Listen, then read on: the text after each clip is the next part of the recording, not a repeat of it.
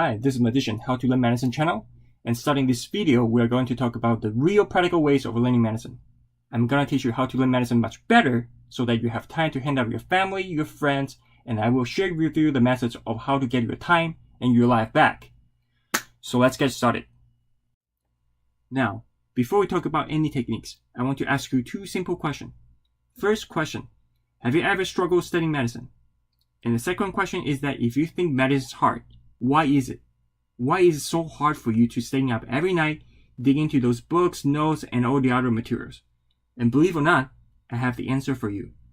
This concept I'm going to talk about next is so important, and I want you to stay focused because you have to know where the problem is in order to fix the problem. Alright, this is a schematic figure that represents how you're studying medicine right now. As you can see from here, this is a huge outside swirl, and it composed of all the materials that you have learned for a single subject. And this central subject, let's say it can be a chapter of anatomy, a pathology textbook, an organ system, or a disease. This is a subject you want to grab, you want to learn. And each arrow from the outside represents one type of material, such as lectures with the PowerPoint, textbook, case studies, publications, or even learning experience from your hospital rounding. But this is not the end. As you further go inside the center, in the middle swirl, there's an inner circle. This circle is constituted of notes, flashcards, or even Anki, and they stand for the methods you use to learn this subject. Do you get the picture? Let's recap. Alright, so this is important. From the outside swirl is what you have absorbed it from all the resources, and then you extract and filter the useful information from each material and turn into this inner circle where you start to utilize whatever the methods you like and repeat what works for you to try to make those information into one final goal, which is your memory for this particular subject you want to learn. And this is your current study pattern. And this is where the problem comes from. But the problem is not from memorization itself, okay?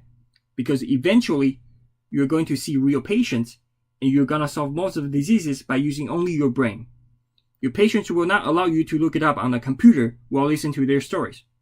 But what it is wrong here is the pattern that you're using for studying medicine. And this is why you're suffering right now studying it. Now I'm going to distract you for a second, but I just want to point out that when someone uses this kind of study pattern, what's going to end up with?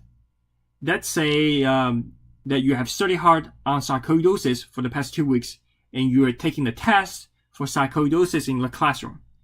Have you ever had experience of thinking about certain answers for a specific question, but you're kind of forgetting the answer and you're trying to search inside your brain and locate that specific information and ask yourself, which material is that information coming from? And if this does not match your experience, have you ever thought of a specific medical knowledge that just comes through your mind and then you're struggling so hard thinking, where did you learn that from? I'm sure that most of you have experienced this kind of situation. And if you have, that means two things. First, you're using the same study pattern that I just described. Second, this means your study pattern is not that good. Why? The biggest problem in this study style is that all the materials you absorbed it from are isolated and fragmented. Basically, you get one useful information from here, grab the other from there, and that knowledge from another. Everything you got are scattered around. It takes so much effort filtering some useful data out from those materials and then throw them into the inner circle where you use all the means to turn those knowledge into your memorization.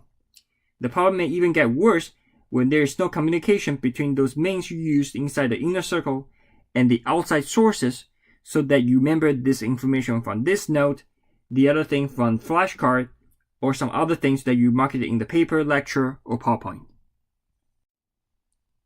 And this is what you've been using right now. You see, it's such a chaos. And this is not what I want you to be. I want you to change your study style from this into this. A straight, clear, and perfect style for learning medicine. And we're going to talk about more on this in the next video. This is the end of this video. I'm Medician, How to Learn Medicine channel.